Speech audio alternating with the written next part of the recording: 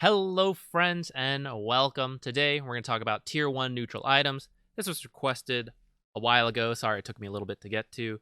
But this one's a little awkward to make a video of because it does sort of depend on what hero you're playing, and these drops are random. So you kind of have to make this choice on the fly. So I wasn't sure what to say. It took me a while to decide. What we're going to do is we're going to talk about some general rules you should think of when approaching neutral items, and then we'll talk about each of these tier 1 items, and we'll do tier 2 and 3, 4 in the future. So some general rules, let's start there.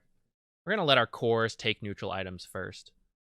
We are support players, which means we're used to not having items or gold or anything really, so we don't really need a neutral item that fast in most cases.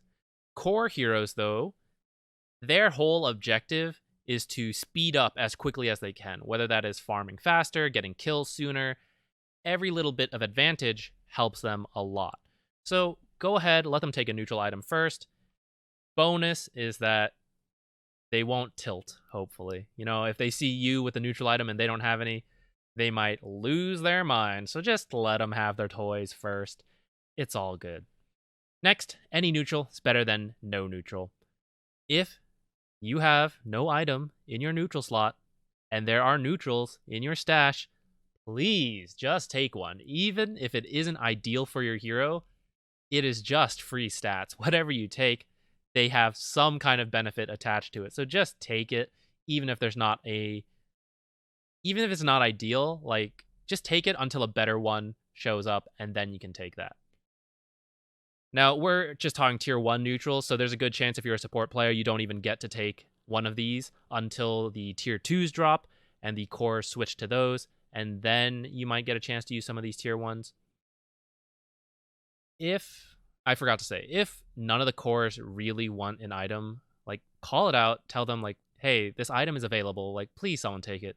And if they really won't take it, then you can take it, and you know what, that's their fault for not realizing that no neutral is worse than any neutral. But you're smarter than that now, because you've watched this video. Fantastic. Next, figuring out what item is best for you is really just these two questions, right? First, what does my hero need this game? Some heroes have the same issues every single game. Someone like Ogre Magi, he's got a horrible mana pool and terrible cast range. He has that issue every single game. And so every single game, Keen Optic is a pretty solid item for him. But say you have like Crystal Maiden, and she would love to have more mana pool and be a little bit more survivable, because otherwise she's quite squishy. So if she's worried about physical damage, an Arcane Ring might work out because it provides armor and it increases her mana pool. But if she's worried about Magic Burst, one of the stat items might be a little bit better because that gives her HP, and that is better at Magic Burst than armor, which doesn't really do anything. So it really depends on the game and what neutrals get dropped. As long as you understand what the neutrals provide, which is kind of what we're going to be talking about today, then you can identify what your issue is and then just find the best fit. And you just kind of have to do it on the fly every game. It's just how it goes. I think it's fun. I think that's what the fun part of neutral items is that it is a little bit random. Last thing I'll mention before we move on, if you have like a neutral drop, you were pulling a camp and a neutral drops, please consider just passing it to the guy next to you. Don't send it home for them to have to courier out over 40 seconds. Like, if the guy who needs the item is right next to you, just pass it to them. You can, in fact, do that. I know the teleport feature is cool, but, like, save time. Just hand it to the guy. Let's talk about Royal Jelly first.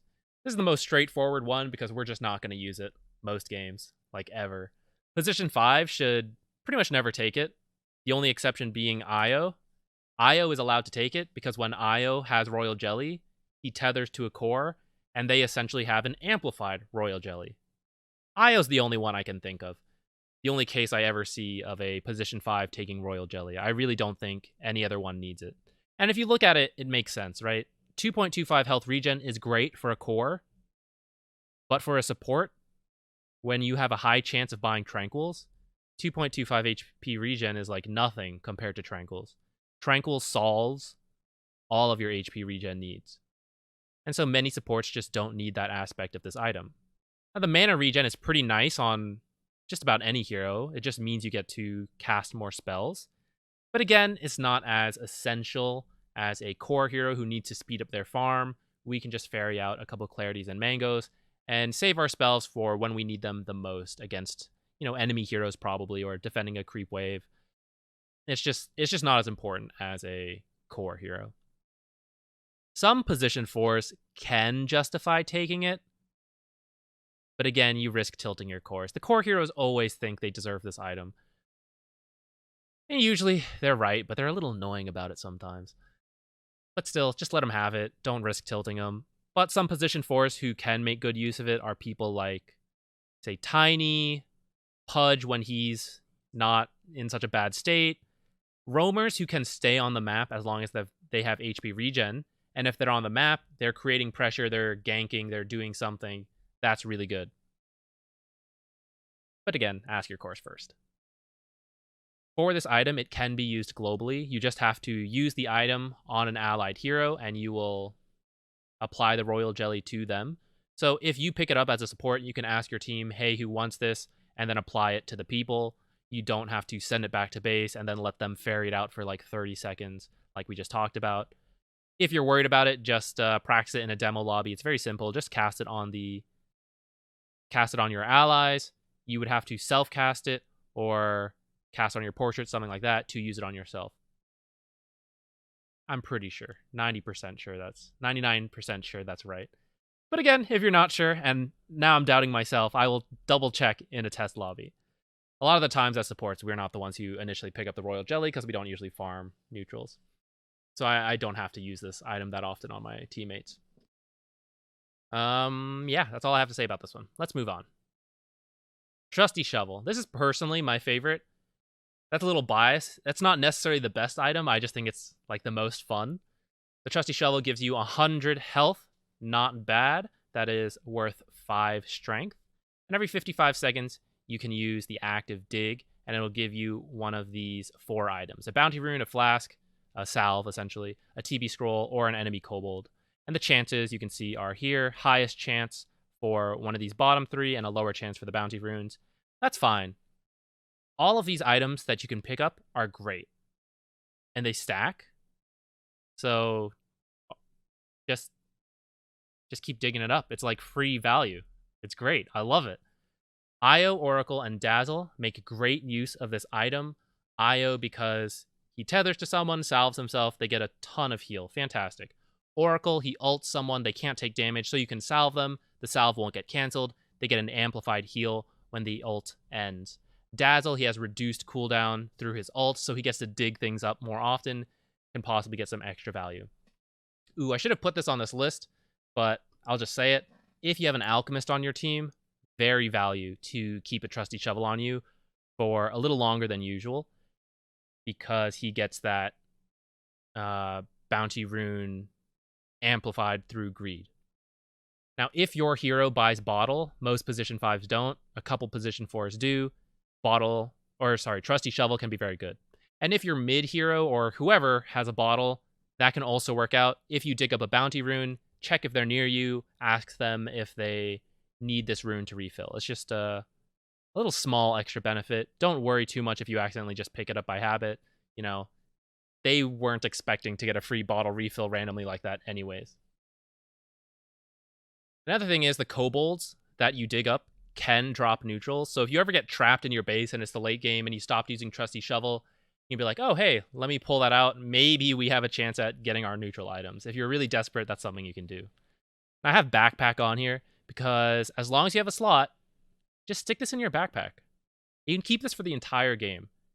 And when you have a chance, it's off cooldown, swap it in, dig something up, and put it back in your backpack, put a better neutral item in the meantime. You're just digging up free value. The flasks, you can just use it on yourself right away or use it on someone next to you right after a team fight, heal them up. TP scrolls, you pretty much never have to buy another one so long as you aren't TPing off cooldown all the time.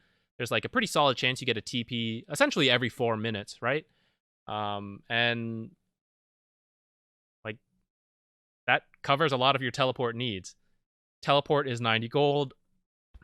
Excuse me. Teleport's 90 gold. Salve is 110. Bounty rune depends on the time. So it's all free value to me. I love holding this item and just digging stuff up throughout the game. And the 100 health is not bad for most supports. A lot of us are squishy. I would say most supports are... I guess that's not fully true. Many supports are intelligence heroes, and usually their health pools are a little lacking. And so this Trusty Shovel helps out a lot. Yeah. Oh, when you're dead, let me throw that out. So if you're doing this backpack trick and you're dead, put it into your slot so that it doesn't have the reduced cooldown. So if you have something in your backpack, you have like double the cooldown length. But if you die and swap it into your slot, then it'll go to normal time, normal whatever, and then you dig it, then throw it back in. If you don't want to deal with that hassle, like you don't have backpack slots, or you're just not good at remembering it, that's fine. Leave it in base. And if you ever hop back to base, you've died or you've teleported home, pull it out, dig something up, put it back in, you know? Just make use of this. It's literally free value sitting in your neutral stash. 2 more items that you can use in your backpack, Arcane Ring and Iron Talon. The Arcane Ring I mentioned earlier, 10 intelligence, 2 armor. Typically, this will go to like a mid-hero at the start of the game, but it's not bad to have after that. And then this translates to 1.875 mana if you use it off cooldown, which, like, that's pretty solid for a free item. And if you're near teammates, like, you're boosting them up too. And again, if you end up getting a better neutral, throw it in your backpack. When you need some mana, your teammates need some mana, swap it in, use it, put it back. And if you ever need a slot, you can just teleport it back to base. That's the great thing about these items. Iron Talon, 15 attack speed. As a support, we just don't really care about that most of the time. Attack speed is a core aspect, like that's part of them doing damage. Supports, we aren't about needing to attack fast, so we don't care about that. The armor is not bad, though. This is pretty cool because you can cut trees to play some unique wards, and if you're against like a Nature's Prophet, you can use it to cut out of his sprout. If you're against Treant Protector, at the start of the game, it's not so useful by the time you get this, but if he gets an Aghanim's, you can keep this in your backpack. That way you can cut trees throughout as you find them. You swap it in, cut a tree, swap it back, or you could just keep it in your slot and just randomly cut trees and hope you happen to hit a tree. And then when like you're getting closer to a fight, you swap back in a better item. But it can be hard to remember to swap neutral items, so that is more important. Having a good item over doing these like slight efficiency things with a backpack. Like, it's no good if you forget to swap out your tier 4 item and you just like leave this Iron Talon in during a major team fight. You know, if you don't remember to swap it, just keep the better item in. Any other hero? Timbersaw. You could do some sick plays like you'll see pros do where they cut the trees as Timbersaw tries to chain to them. That's pretty uncommon though.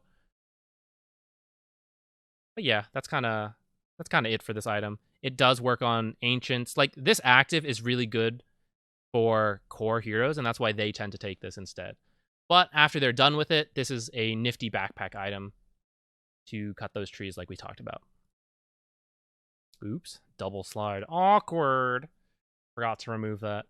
Okay, Faded Broach and Keen Optic. These are really straightforward items. I don't have that much to say on it. Faded Broach is really good. The 20 move speed is fantastic. People like to buy a casual windlace for the mana, for the move speed. This is a free windlace. And it's got 200 mana. Great. But honestly, you could remove the 200 mana, and a lot of people would still really like this item just for the move speed. Well, that's a little bit of an exaggeration. The mana is kind of a big part of it. It's really good on, like, Tiny. What does he want? He wants to move around quickly, and then he has, like, no mana pool. So this is a fantastic set.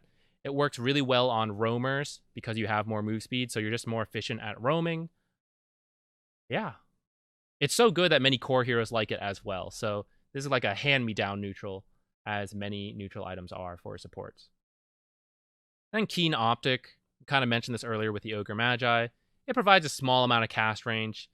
You know, 75 is not huge, but it's also not nothing, so why not? And the 1.25 mana regen, like, that's not bad either. So, again, tier 1 neutrals are not meant to be super game-changing, and it's just like, well, I don't have anything, so I guess I'll take something, and Keen Optic is that something, with this mana regen, maybe you'll have to buy 1 or 2 less clarities, depending on your hero. So then Ironwood Tree and Ocean Heart, these are very similar because they're essentially a attribute item. And I find these to be very good when I'm worried about dying to Magic Burst because it is 100 and 120 health respectively. Ironwood Tree, we just released that video that you can use it to escape Slark Pounce. That's pretty good. If you are super next level and you have a Timber Saw on your team, you could set up some trees for him. That's kind of nifty. If you are Treant Protector, this can make it a little easier to land Nature's Guise so that it lands to the tree, but you have to plant the tree first. You can't cast Q and then plant the tree. That doesn't work. You have to neutral item and then use Nature's Grasp, and then you'll get the amplified damage. If you plant a tree and eat it with a tango, that will give you bonus regen. So if you happen to still have some tangos by the time this item drops, you can use that to boost your regen. A lot of people plant this out of just habit and tilting the enemy team because it says GG, but you can actually also use it to block the line of sight or pathing cases. So you're like running through a small path, drop a tree behind you, and now the enemy hero can't get through there unless they cut it somehow. So many people won't expect it either. So even if they have a Quelling Blade, they might mess up their pathing for a little bit, buy you a bit of time before they figure it out, cut the tree, and then chase you. Or maybe they're about to cast a spell, you drop the tree, now they have to run around the tree to see you again. Kind of nifty. Ocean Heart, similar without the active, like we said, but the passive regen is pretty good. So again, this is better on roamers because they will be the ones who can go through. I don't know why I said again. That's my bad talking habit, I guess. But you're going to go through river a lot and you get this nice regen. So if you are someone like Tiny, Earth Spirit, you're roaming back and forth between your whatever side lane and the mid lane, you're going to go through the river a lot. It's similar to the Faded Broach. You get more move speed to make that trip faster. In this case, you're not going to make the trip faster, but you're getting some HP and mana regen on the way, and that lets you continuously gank. You never run out of mana, essentially. This is usually really good for mid heroes, though, because they spend a lot of time in river. But again, these are hand-me-down items, so we don't have to worry about that.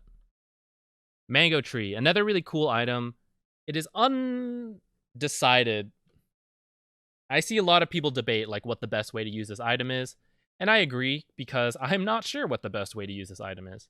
I personally like planting it in the base. Originally, I didn't. I liked having it on the map. Then they reduced its vision a little bit, and then I saw people planting at base. I got to experience that for a bit, and I was like, that's pretty nice. It's pretty nice having it in base. I think the higher level you are, people will make use of that mango supply better, and they'll constantly have the courier bring them some mangoes, or when they die or in base, they'll pick up some mangoes. In lower MMR games, I have noticed, actually even in some of my games I see it, where people forget to take the mangoes and then they just let it build up, and then that's kind of a waste, and in that case, it's a little better to use it as vision. But I buy so many clarities throughout a game on many of the supports I play. So the fact that this item will just drop mangoes for me saves me a lot of money. If you were to translate it to 1 mango for every 60 seconds, how much you get, that is 1.83 mana per second if you were to take all the mangoes and use them, or 70 GPM because a mango costs 70 gold. And you share that amongst your team. So it's pretty nifty, I think, as a mango supply. Now, you can also use it for vision, and I think that's fine. But be a little careful. Consider how quickly that tree might break where you place it. If your team is winning and the enemy team has a hard time moving out, then maybe you put it on your half of the map so that it's closer if you need mangoes, but not so close that the enemy team will easily cut it. Some people put these in very obvious spots, and then it's it gets cut down in a couple minutes. That doesn't feel very good. They also, by the way, they also changed it. The original issue was that if you put it in a weird spot, you couldn't pick up the mangoes. But now they've changed it so that mangoes you can pick up from a further distance. I forget exactly what it is, but that helped a lot to be able to use this for vision. So if you put it in a weird spot, the mangoes will give it away eventually, but it's still pretty cool. Now these two items are at the very end because I just don't think they're very good for supports. This is agility, and most supports are not agility, which means we get 1 armor out of that and a little bit, but There were other items that gave like 2 or 3 armor, and that's better. This is the item that gives 3 armor. We haven't gotten to it yet. Now, the passive is pretty good. You have a 100% chance to block 30 damage if you're a melee and 20 on ranged. So again, see, I did it again. Melee heroes prefer this item, but any item is better than no item. So if you're a ranged hero and this is all that's left, just grab it. Who's getting hit by creeps the most? That is core heroes who farm. That's why this tends to be a core item and not a very good support item. Very few games have I ever used this item. Now, Broom Handle's in a similar category. The plus 50 attack range, pretty insignificant to a support, and it only works on melee anyways. Then it gives you 12 damage. Not a support's job. So we don't really care about the damage. 3 armor is actually quite nice. I'll give it that. So if you're worried about physical DPS and you've already got a decent health pool, then the armor can be pretty solid.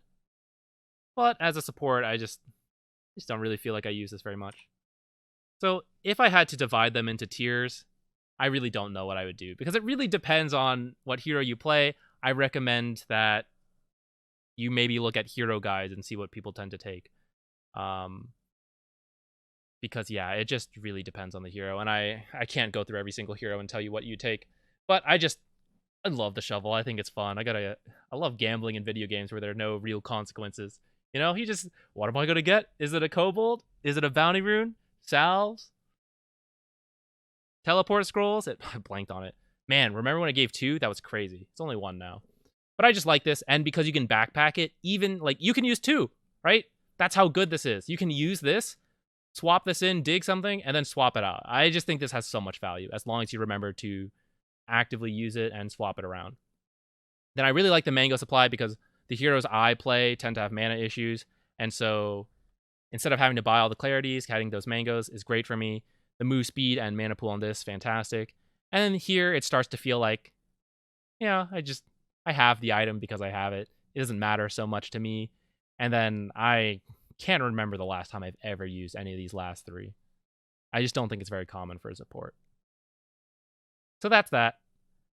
Don't take this tier list, as a for sure you should always... Well, I do think you should always use the shovel. But everything else, it really depends on your hero. You're free to choose. You can enjoy liking one of these other items instead. It's all good. But I do think everyone should make use of this shovel as much as possible. And besides that, I got nothing else to say. Thanks for watching. We'll do tier 2 neutrals next time. Eventually I'll make it a neutral video for the tier 2s. I don't think we'll do tier 5s. I've played like 5 games ever where I had tier 5, so I really don't know what to say about those, because it's as much of a mystery to me as it is to you.